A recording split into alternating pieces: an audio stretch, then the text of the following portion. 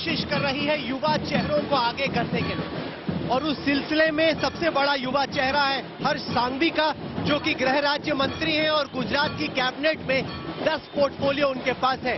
हम लोग इस वक्त सूरत में हैं, हर्ष सांघवी के इलाके में। हर्ष सांघवी जी, जब भी मेट में आपका स्वागत है।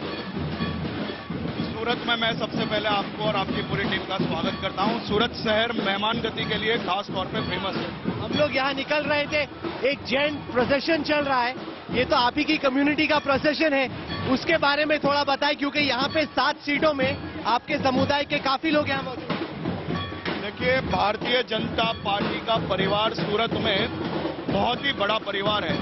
सभी समुदाय के लोग ये परिवार में शामिल हैं, उसमें से जैन समाज भी यही समुदाय का एक भाग है। भारतीय जनता पार्टी सूरत शहर और गुजरात में सपरिवार के तौर पे चलती हुई पार्टी है। पिछले 27 साल से भारतीय जनता पार्टी और गुजरात के नागरिकों का इसी प्रकार का संबंध बनता रहा है, और यही संबंध के साथ ये चुनाव में भी हम लोग आगे निकल रहे हैं। तो हर्ष भाई, कोई दीक्षा का प्रोसेशन चल रहा है, उसके बारे में थोड़ा बताएं। मुंबई में रहने वाली बेटी श्रेणी कल दीक्षा लेने जा रही है। सभी प्रकार के सुख संपत्ति को छोड़ के वो मोक्ष के मार्ग पे दीक्षा लेने जा रही है, और उसी के आज महोत्सव में पूरे सूरत के जैन समुदाय के लोग जुड़े हुए हैं। आइए वहां उनको मिलने आया हूँ। हर्ष भाई, कई लोग आपको गुजरात में बीजेपी का फ्यूचर चेहरा मानते हैं, लेकिन उसके विपरीत में कुछ लोग बोलेंगे नहीं, ये जैन कम्युनिटी से आता है, ये इसको अच्छा पोर्टफोलियो दे सकते हैं, रोल हो सकता है, लेकिन ये कभी सीएम नहीं बन सकता। देखिए, मैं भारतीय जनता पार्टी का कार्यकर्ता हूँ, और भारतीय जनता पार्टी ने बहुत छोटी उम्र में मुझे बहुत सारे काम दिए हैं। अभी मैं काम सीख रहा हूँ, मेरे लोगों के साथ ये काम कर रहा हूँ, और मैं एक कार्यकर्ता के तौर पे जीवन भर भारतीय जनता पार्टी का कार्यकर्ता, एक श्रेष्ठ कार्यकर्ता बनने का प्रयास करता हूँ। आप तो इससे पहले एनसीपी में थे ना, कई साल पहले, और वहां पे और यहाँ पे आप क्या फर्क पाते? मेरा जन्म भारतीय जनता पार्टी के विचारों में हुआ है, और भारतीय जनता पार्टी के विचारों के साथ ही मैं बड़ा हुआ हूँ। विश्व मंगल गौग्राम यात्रा हो या संघ की बात हो, सब जगह पे मैंने साथ में काम किया है। हमारे दर्शकों को अपने बेटे के बारे में कुछ ऐसा बताएं जो हम लोग नहीं जानते। मेरा बेटा देश सेवा भावी है और अच्छा काम करता है, सब काम। पढ़ाई में तेज था कि नहीं आपका बेटा? अच्छा था, तेज था। चलिए, बहुत बहुत शुक्रिया। अच्छा, आप बोल रहे हैं पढ़ाई में तेज नहीं थे? नहीं, मैं पढ़ाई में तेज नहीं था। मैं पढ़ाई के प्रयास जरूर से किए थे, लेकिन विभिन्न कारणों से कहीं ना कहीं मुझे पढ़ाई बीच में छोड़नी पड़ी थी। मेरे माताजी लंबे समय तक मुंबई हॉस्पिटल में आईसीयू में थे, जब मेरे पिताजी को वहां पे उनके साथ रहना पड़ा, और कम से कम 2000 से ज्यादा कारीगर तब डायमंड की हमारी फैक्ट्री में काम करते थे। तो ये हॉस्पिटल के कारणों मुझे उस समय फैक्ट्री ज्वाइन करनी पड़ी थी, और वो काम संभालना पड़ा था, जिसके कारण मैंने बीच में ही पढ़ाई छोड़ी थी।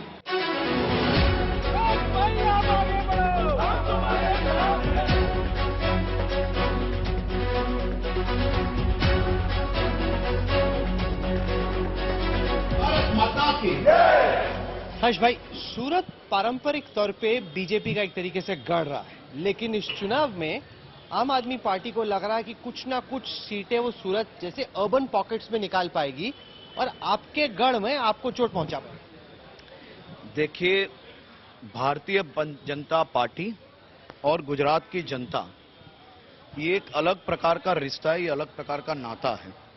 ये नाता पिछले 27 साल से बहुत ही अच्छी तरह से गुजरात के विकास में ये संबंध का बहुत ही अच्छी तरह से ये संबंध आगे बढ़े हैं। और ये साल जो म्यूनिसिपैलिटी के इलेक्शंस हुए थे, उसमें तो अच्छा अट्रैक्शन 18-20% का अर्बन पॉकेट्स में आपको मिला था। उनको लग रहा है वो तो तब था जब हमने कैंपेन भी नहीं किया, अभी हम पूरी ताकत लगा के कैंपेन कर रहे हैं, इसको बढ़ा पाएंगे हम लोग, और उनको लग रहा है कि इस चुनाव में थोड़ा डेंट होगा, अगले चुनाव तक वो आपको मुकाबला दे पाएंगे। हर चुनाव में सितंबर महीने में देश भर की शक्ति एक होके गुजरात के अलग अलग क्षेत्र में जाती है, लेकिन मैं आपको हर चुनाव के जो नतीजे आने के बाद के जो अनुमान और जिस प्रकार का हम लोग ने एक्सपीरियंस किया है, वो एक्सपीरियंस से मैं आपको कह सकता हूं कि फिर एक बार ये दिसंबर के महीने में ये सभी लोग बिस्तर बांध के वापस अपने गांव पहुंचेंगे, और दिसंबर के बाद इन लोग को बुलाने से भी कोई लोग यहाँ पे गुजरात में आने के लिए तैयार नहीं होंगे। गुजरात की जनता ने हर समय ये लोगों का हिसाब एकदम बोलते हैं ना कि ब्याज के समय तो उनका हिसाब ठीक से करते हैं, और दिसंबर महीने के चुनाव के रिजल्ट में ये हिसाब हो जाएगा। ये सूरत का कनाल वॉकवे है। यहाँ पे पहले एक गंदा नाला था, उसके ऊपर ये वॉकवे बना है। आप इसको अपने एक डेवलपमेंट अचीवमेंट के तौर पे पेश कर रहे हैं यहाँ पे। देखिए, सूरत में इस प्रकार के कई डेवलपमेंट प्रोजेक्ट्स पूर्ण हुए हैं। ये भी एक बहुत ही महत्वपूर्ण डेवलपमेंट प्रोजेक्ट है। ये 3 किलोमीटर लंबा कैनल वॉकवे, यहाँ के कम से कम 1 लाख से ज़्यादा जनसंख्या जो आसपास के क्षेत्र में है, उनके मॉर्निंग वॉक से लेके शनि रविवार को पूरे सूरत शहर के लोग यहाँ पे टहलने को आते हैं अपने परिवार के साथ। यहाँ पे एक गंदा सा कैनल हुआ करता था, वो कैनल पे आज एक खूबसूरत वॉकवे शहर के नागरिकों के लिए, सेहत के लिए और घूमने के लिए एक अच्छा सा स्थल बना है। सूरत की एक नई पहचान बनी है।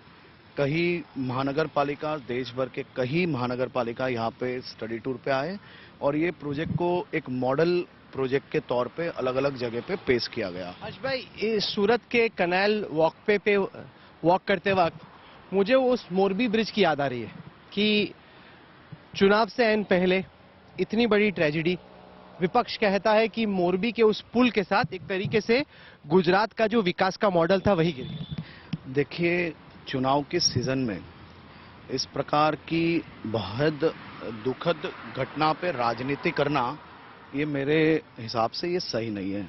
ये बहुत बड़ी दुखद घटना थी और घटना बनते ही मुख्यमंत्री जी ने अपने सभी कार्यक्रम को रद्द करके घटना स्थल पे पहुंचे थे। मैं भी उनके साथ उसी समय मोरबी पहुंचा था। हम दोनों लोग ने वहां बैठ के, सबसे पहला काम सरकार का होता है, इस प्रकार की कोई घटना बने तो सभी पीड़ितों को किस प्रकार से ट्रीटमेंट दी जाए, उनको जल्द से जल्द ट्रीटमेंट संपूर्ण दी गई। आसपास के शहरों में हॉस्पिटल्स में व्यवस्था की गई। सभी परिवारों को सब प्रकार की मदद किस प्रकार से मिल पाए, वो सरकार ने सबसे पहला काम किया। पर ये भी तो फैक्ट है ना कि जो उस ट्रेजेडी के लिए जिम्मेदार लोग थे, जो कि ओरेवा कंपनी की मैनेजमेंट मालकियत है, उसको तो आप पकड़ नहीं पाए। अब विपक्ष कहता है कि भाई अगर ये मुसलमान होता तो अब तक आप इसे कहीं से भी खोज के ले आते, क्योंकि आपकी पार्टी के पास में सपोर्टर है, आपकी पार्टी उसको सीरियसली ले ही नहीं रही पकड़ने के लिए। देखिए, विपक्ष ये विषय को राजनीतिक विषय बना रहा है। हमने जैसे ही घटना बनी, मुख्यमंत्री जी मोरबी पहुंचे, उससे पहले हाई लेवल कमेटी के पास ये घटना की तहकीकात के लिए हाई लेवल कमेटी बनाई गई। सीनियर आईपीएस ऑफिसर्स को कुछ ही घंटों में सभी लोगों को वहां पे घटनास्थल पे बुला के उसकी तहकीकात की।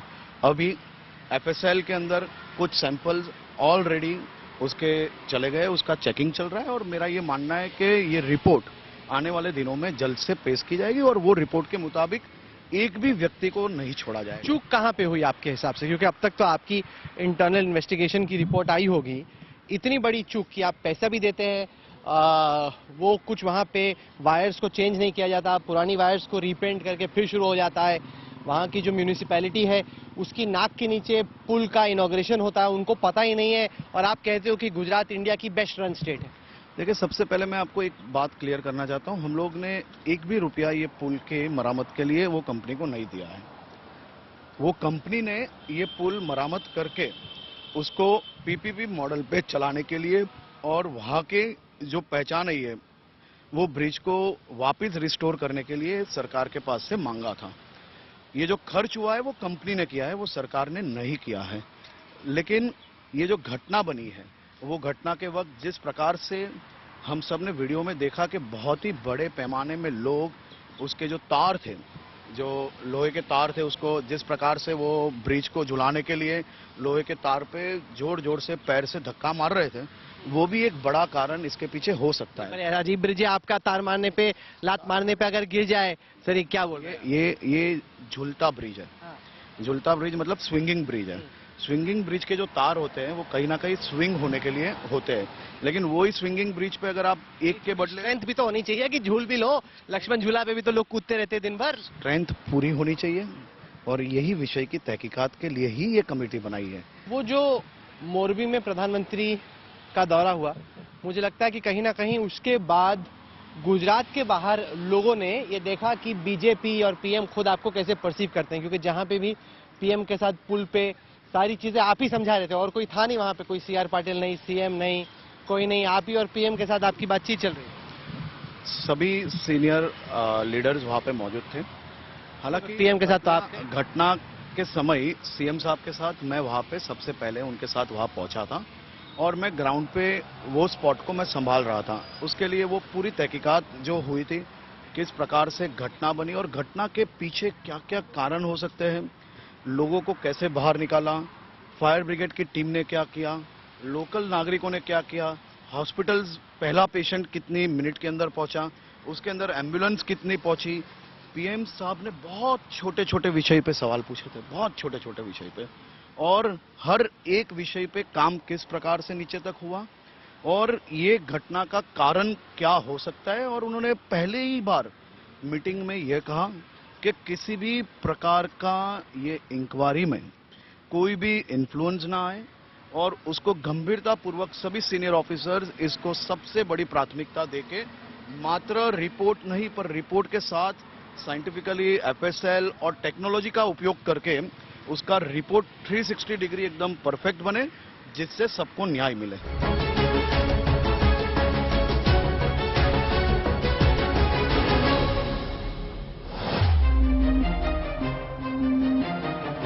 सूरत की एक बात खास है कि यहाँ पे कोई भी हो, अरबपति या फिर साधारण गरीब आदमी, सब आते हैं सड़क किनारे नाश्ता पानी करने के लिए। हर्ष भाई, ऐसा क्यों है कि कोई भी हो, अरबपति भी यहीं पे आता है? ये सुरतियों का मिजाज रहा है कि कहीं ना कहीं सूरत अपने खानों के लिए हमेशा चर्चा में रहा है और सूरत के खाने की चर्चा हमेशा सभी लोगों ने सुनी होगी। ऐसा कहा जाता है कि काशी का मरण और सूरत का जमन, जमन मतलब भोजन, तो सूरत का भोजन हमेशा बहुत ही फेमस रहा है। ये स्ट्रीट बहुत फेमस है सूरत की, इसे SVNIT का कोना कहा जाता है और यहाँ पे कई सूरती खाने की जो प्रोडक्ट्स है वो बहुत फेमस है। मैं पिछली बार जब आया था मैंने देखा था कि पीछे बहुत जबरदस्त रेस्टोरेंट्स थे। हाँ, और रेस्टोरेंट में कोई नहीं जा रहा था, लोग किनारे में अपनी दरी बिछा के बैठे थे चटाई पे और रेस्टोरेंट से खाना मंगा रहे थे। ये सूरत की परंपरा रही है कि अगर कोई भी त्योहार होगा तो त्योहार लोग अपने परिवारों के साथ यही फुटपाथों पे बनाएंगे। यहाँ पे बैठ के रात को लोग अपने परिवार के साथ बैठ के त्योहार मनाते मनाते खाने का लुत्फ उठाते हैं। बड़े बड़े त्योहार भी आप मर्सिडीज गाड़ी से लेके रोल्स रॉयस तक आपको रोड पे खड़ी हुई मिलेगी और रोल्स रॉयस में बैठने वाले सभी व्यक्ति यहाँ पे रोड पे यही फुटपाथ पे बैठ के खाते हैं। यही सूरत की पहचान है। जयस मजा में भाई, जयस हमने खमन खमन करो, खमन दाल वड़ा,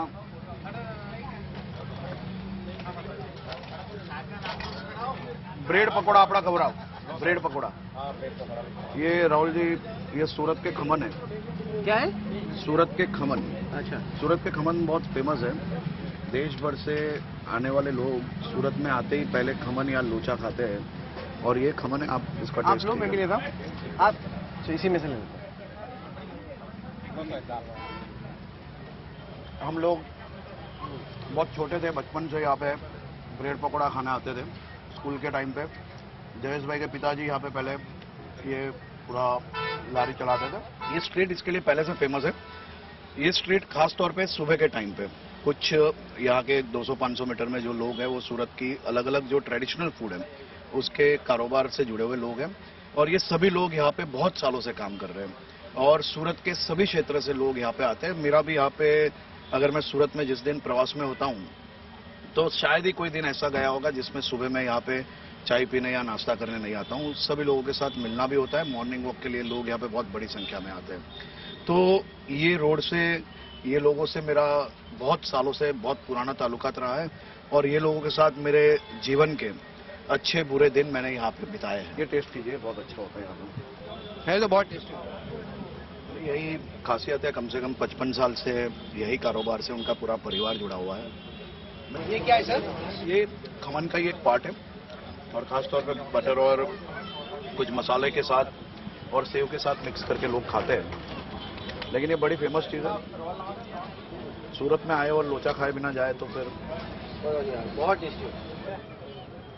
ऐसे गुजरात के लोगों को देश भर में, मैं जब स्पोर्ट्स मिनिस्टर बना, मैं खिलाड़ियों से जब मिलता हूँ और जब मैं उनसे बात करता हूँ तो पता चला कि पहले जब गुजरात के प्लेयर्स नेशनल्स खेलने जाते थे तो लोग उन्हें, उनके पाँव खींचने के लिए लोग क्या बातें करते थे। तो गुजरात के लोगों को फाफड़ा जलेबी, खमन ढोकला, और इस प्रकार के अलग अलग नामों से लोग उनको बुलाते थे।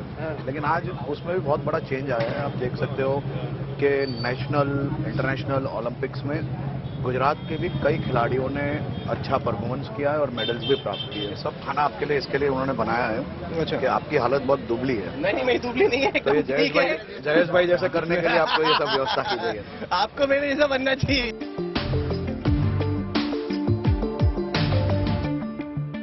आप जैसे गुजरात के यूथ के तौर पे आप जो इलेक्शन हो रहा है उसको आप कैसे देखते हैं? अभी इलेक्शन के टाइम पे तो सब आते हैं, प्रचार करते हैं, लेकिन जो रियल प्रॉब्लम्स है वो कोई नहीं। क्या है आपकी रियल प्रॉब्लम? सेफ्टी, ट्रैफिक, बहुत सारी। बहुत खराब हो रहा है यहाँ पे ट्रैफिक। हाँ, ट्रैफिक बहुत ज्यादा है। और सेफ्टी में क्या इशू आपको लगता है? सेफ्टी मतलब गर्ल्स सेफ्टी। आप सेफ नहीं फील करते हो? नहीं, मतलब इधर क्राइम रिपोर्ट्स बहुत सुना है, पार्ले पॉइंट के पास बहुत सुना है क्राइम रिपोर्ट्स। गर्ल्स सेफ्टी मतलब हमें देखना पड़ता है कब हम बाहर जाएं, कब हम कॉलेज के अंदर आएं। तो हर्ष भाई, ये मैं देख रहा था आपके जो अपोनेंट्स हैं वो भी इस बात को लेके प्रचार कर रहे हैं, सेफ्टी को लेके। गुजरात में इससे पहले सेफ्टी का भी ऐसा इशू रहा नहीं है, ये विमेन सेफ्टी का इशू इस इलेक्शन में ज्यादा है। मैं ये विषय पे खास तौर पे ध्यान दिलाना चाहता हूँ कि एक तो सेफ्टी की जो लोग बात कर रहे हैं, शायद मैं सभी डेटा खुले रखने चाहता हूँ। यहाँ पे ये क्षेत्र हो, सूरत हो, गुजरात हो, गर्ल्स सेफ्टी में एनसीआरबी के डेटा के मुताबिक गुजरात देश का सबसे सुरक्षित राज्य आज भी है। आज भी गुजरात की बेटियां आधी रात तक नवरात्रि के डांडिया खेल सकते हैं। यही साल गरबे यहाँ पे गुजरात में 4-4 बजे तक लोग खेल के गए हैं। नहीं तो गर्ल्स ही अनसेफ, आप कह रहे हो बहुत सेफ है, वो लड़कियां अनसेफ फील कर रही हैं। तो मैं यही पूछना चाहता हूँ कि परसेप्शन के आधार पे या व्हाट्सएप या सोशल मीडिया के जमाने में पर्टिकुलर केसेस की चर्चा करें। केस बहुत बने, लेकिन कौन सा केस पूछेंगे तो एक भी केस ध्यान में नहीं होगा। मेरा आपके ध्यान में आता है कोई केस? वो कह रहे हैं कि परसेप्शन ज्यादा खराब है सेफ्टी को लेके, हकीकत तो बेटर ही है बाकी जगह। मतलब अगर हम डुम्मस साइड जाए, अगर डुम्मस रोड, तो वहाँ पे बहुत ऐसे लोग हैं, मतलब जाते तो कमेंट पास करते हैं और बहुत गंदे गंदे। इवन बीआरटीएस में भी ऐसे कुछ लोग होते हैं। डुम्मस साइड बहुत है वैसा। ये एरिया तो अच्छा है। आप कह रहे हैं कि लूज कमेंट, लूड कमेंट टाइप का करते हाँ रहते हैं। हाँ। तो ये तो आप ही को सॉल्व करना है ना सर, यहाँ के आप यहीं से हो। ये एक बहुत ही महत्वपूर्ण प्रश्न है और ये प्रश्न पे सरकार बहुत ही गंभीरता पूर्वक काम कर रही है। और मेरी बहनों को उनका जो परसेप्शन है वो परसेप्शन जरूर से बदलना चाहिए। एक केस बने तो भी हमारे लिए, समाज के लिए ये ठीक नहीं है और हम उसी दिशा में आगे काम कर रहे हैं। सभी लोगों को अपने अपने अलग अलग जो एक्सपीरियंस है वो एक्सपीरियंस रखने का हक है और वही एक्सपीरियंस को सुन के हम लोग अलग अलग विषयों में काम करते हैं। हर्ष भाई, आप गुजरात में स्पोर्ट्स और यूथ अफेयर्स के भी मिनिस्टर हो, कुछ खेलते भी हो या सिर्फ मिनिस्टर ही हो? या मैं रेगुलर रनिंग करता हूँ, क्रिकेट खेलता हूँ और कई गेम्स में मैं एक्टिवली पार्टिसिपेट करता हूँ। बच्चा था तब से जिम्नास्टिक करता था रेगुलर। क्रिकेट खेलते हो आप? हाँ, क्रिकेट भी खेल लेता हूँ कभी कभी। तो हो जाए दो हाथ। चलिए प्रयास करते हैं।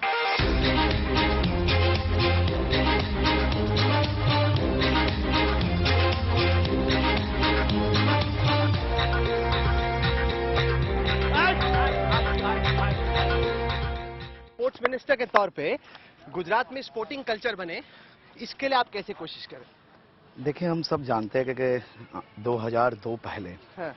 ये गुजरात और ख़ास तौर पे गुजरात के खिलाड़ी हमारे जब नेशनल, अंतर्राष्ट्रीय खेल में जब भाग लेने जाते थे और ख़ास तौर पे गुजरात के खिलाड़ियों को दूसरे राज्य के खिलाड़ी या तो खमन ढोकले के नाम से, फाफड़ा जलेबी के नाम से पुकारते थे।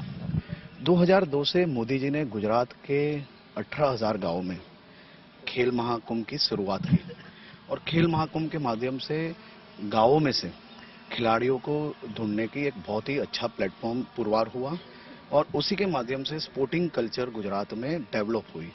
2010 में ये स्टेडियम्स, अलग अलग स्पोर्ट्स कॉम्प्लेक्स, नई स्पोर्ट्स पॉलिसी, उसके माध्यम से गुजरात के अंदर हमें बहुत ही अच्छे खिलाड़ी मिले और आज आप देख सकते हो कि खेल महाकुंभ में यही साल गुजरात के 56 लाख खिलाड़ियों ने भाग लिया था और ये साल गुजरात ने नेशनल गेम्स की भी मेजबानी की और एक ऐतिहासिक समय में मात्र 3 महीने के अंदर ये गेम्स की पूरी प्लानिंग करना, आयोजन करना और गुजरात के 6 शहरों में नेशनल गेम्स का खासतौर से आयोजन किया गया था और देश से पधारे हुए सभी खिलाड़ियों ने ये नेशनल गेम्स की खासतौर पे व्यवस्था के लिए और गुजरात का जो स्पोर्टिंग इंफ्रास्ट्रक्चर है उसकी सभी खिलाड़ियों ने खासतौर पे तारीफ भी की और सभी एसोसिएशन ने पूरे साल के दरमियान इस फैसिलिटीज के उपयोग के माध्यम से अलग अलग गेम्स और अलग अलग गेम्स का नेशनल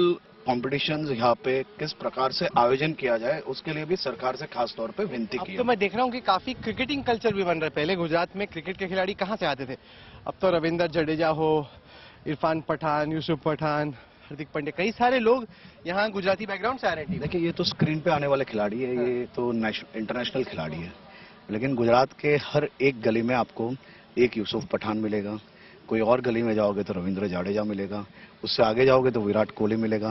गुजरात स्पोर्टिंग के सेक्टर में बहुत ही तेजी से ग्रोथ हो रहा है और खास तौर पे गुजरात के जो खिलाड़ी है वो खिलाड़ियों को प्लेटफॉर्म देने के लिए भाजपा सरकार ने बहुत ही अच्छे काम जिला लेवल पे और खास तौर पे जो ग्रामीण क्षेत्र है उस पे भी ये काम को नीचे तक ले जाने का प्रयास किया है।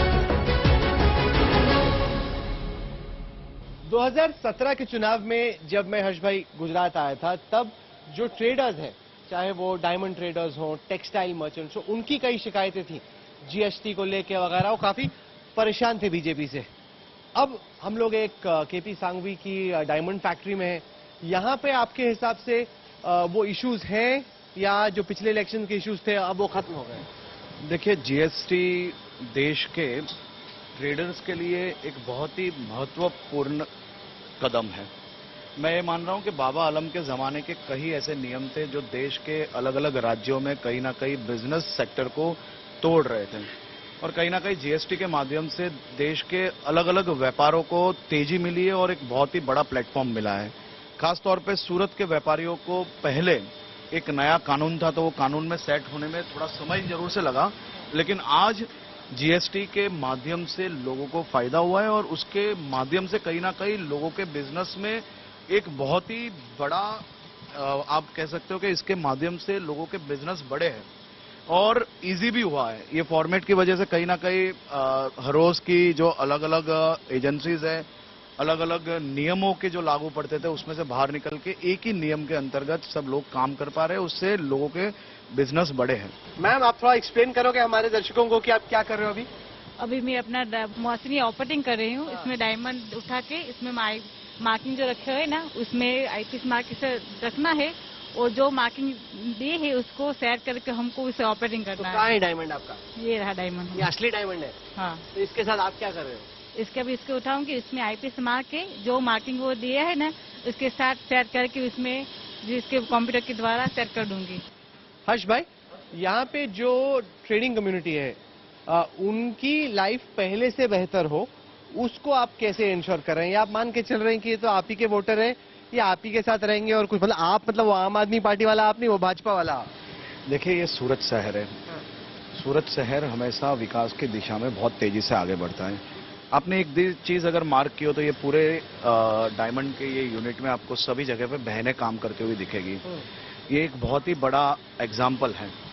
यहाँ पे आपको हर एक सेक्टर में, चाहे वो टेक्सटाइल मार्केट हो, चाहे वो डायमंड मार्केट हो, हर सेक्टर में पिछले 5 साल में अगर आप देखोगे तो महिलाएं कामों के साथ ज्यादा जोड़े गए हैं। ये सभी बहनों को सरकार की ओर से अलग अलग विषयों में, अलग अलग सेक्टर के अंदर ट्रेनिंग दी जाती है, डायमंड टेक्सटाइल्स और ये सभी कामों के अंदर, और उनको रोजगारी दी जा रही है। यहाँ पे बहनें हैं, इसी प्रकार से कपड़ों में भी बहुत बड़ी संख्या में बहनों को काम दिया गया है। राहुल जी, मैं आपको दिखाता हूँ ये कैसे देखा जाता है। ये डायमंड को पैकेट को इस प्रकार से खोला जाता है और इसको ऐसे पकड़ के, ये मेन पार्ट है और इसके अंदर जो वेस्टेज था वो लोग ने पहले मार्किंग किया था, वो मार्किंग के बाद जो लेजर मशीन्स थे उससे खींचा था और डायमंड्स को ऐसे देखा जाता है।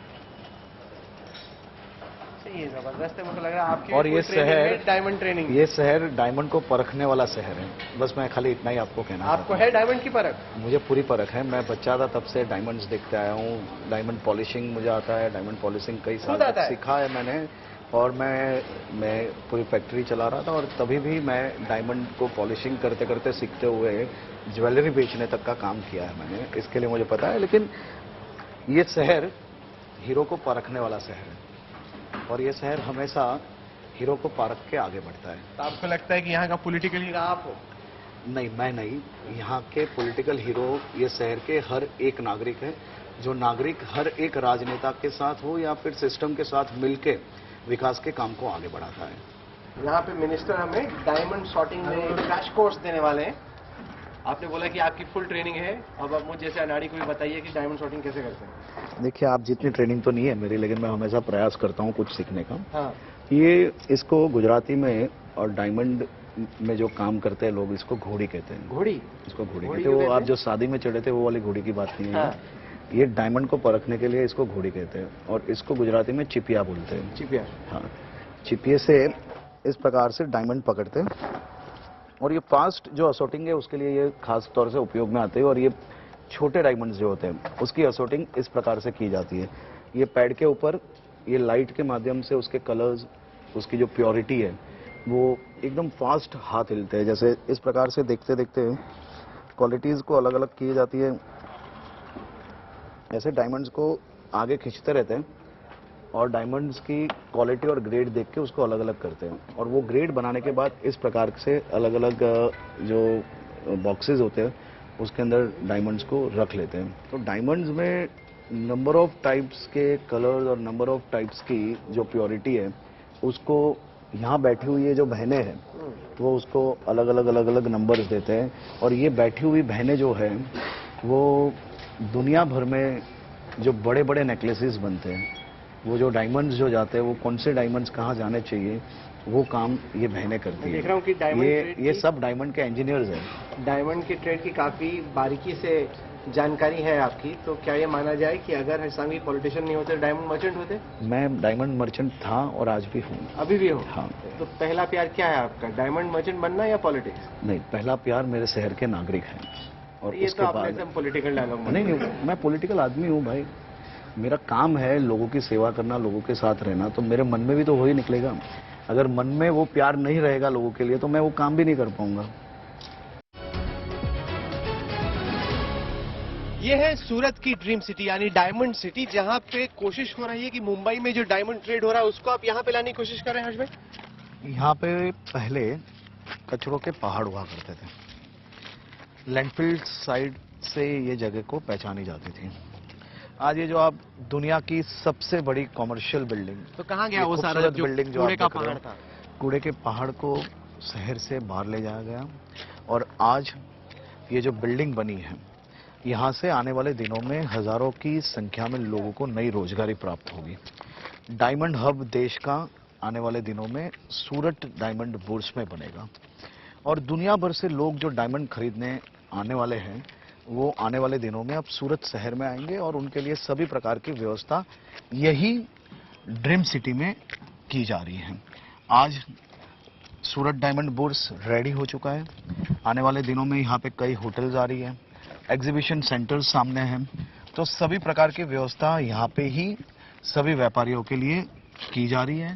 इससे मात्र नई रोजगारी मिलेगी इतना ही नहीं, लेकिन सोशल सेक्टर में भी जिन परिवार में मात्र एक बेटा है और वो बेटा आज मुंबई में काम कर रहा है, उनके माता पिता सूरत में रह रहे हैं, तो जब एक ही फैमिली में 2 घर चलाने पड़ रहे हैं तो कहीं ना कहीं खर्च भी उनका कम होगा, बचत ज्यादा होगी और सूरत को जो मैन्युफैक्चरिंग हब के नाम से जाना जाता है, आने वाले दिनों में ट्रेडिंग में भी सूरत दुनिया भर में कहीं ना कहीं एक अव्वल नंबर पे बना रहेगा। बेसिकली जैसे मोदी जी ने गिफ्ट सिटी बनाई फाइनेंशियल सर्विसेज के लिए, वैसे ही आप एक डायमंड सिटी बनाने की कोशिश कर रहे हैं। जी हाँ, मोदी जी ने गिफ्ट सिटी भी बनाई और मोदी जी ने ड्रीम सिटी भी बनाई और मोदी जी के विजन से आने वाले दिनों में सूरत में दुनिया भर से लोग डायमंड खरीदने अब सूरत में आएंगे। तो ये बताइए, ये जो आम आदमी पार्टी ने एक फॉर्मर टीवी एंकर इसुद्दीन गढ़वी को अपना चीफ मिनिस्टरियल कैंडिडेट बनाया है, आपको लगता है कि आने वाले दिनों में वो और आप आपको टक्कर दे पाएंगे?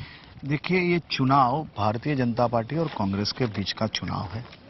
2012 के कांग्रेस तो चुनाव कुछ कर ही नहीं रही, आप भी पीछे से कांग्रेस को धक्का लगा रहे हो। वो तो सोई पड़ी है। कांग्रेस का और भारतीय जनता पार्टी का ये चुनाव 2012 में भी इसी प्रकार से अलग अलग प्रकार से कांग्रेस ने माहौल बनाने का प्रयास किया। 17 में भी कांग्रेस ने अलग अलग प्रकार से माहौल अभी बनाने तो का माहौल प्रयास बना ही किया। नहीं रही है, माहौल तो ये- भारत ये- जोड़ो यात्रा में हो रहा है, ये- कांग्रेस तो गुजरात में कुछ कर ही नहीं रही, आपको यही- वॉकओवर दे रही है। यही समझने की जरूरत है। हाँ। ये एक मिली जुली बातें हैं। कैसे?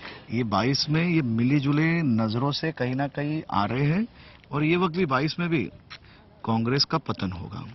गुजरात भारतीय जनता मैं पार्टी आपसे आपके बारे में पूछ रहा हूँ, जवाब कांग्रेस का नहीं, दे नहीं, रहे हो। नहीं, आप समझे नहीं, आप है ही नहीं, आपका विषय ही नहीं है।